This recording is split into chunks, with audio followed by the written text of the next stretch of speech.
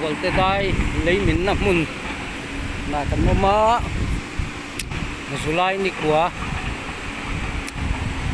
tar kwa le minute sombi panga ania jinglam hian hei khol pahni ina thok ka pakhat hi chimlama kal kayanga chuan pakhatin marlama train pakhatin chimlama train beidona tuna hian alkal kai lo dewa pakhat hei me kani chuan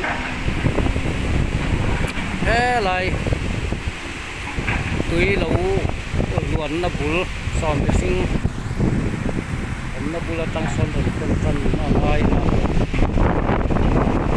ya ta chalei phung hi cha khop ma ya eng chen ngen khen don thia ta ni lawa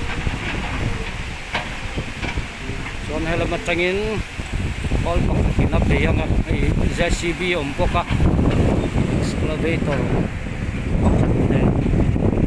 idela peyanga chuan that thei chuan kai lama chuan chuak thei mai ang emo ti be sei na kan nei a ti chuan mixing kalkai zeu zewa sen khan so lam tir lam sa chir tiap dewa kai kal har a chuan tuna hian hei mixing te po kalkai thei to ni chu tun kan din mun na nia qua po eng ve le tran dewa nge an zelang sia tan lawa be sei na in lai lama chuan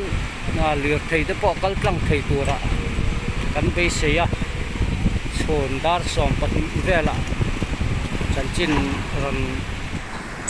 update le kan tum don nia ti kan ni le ri phot se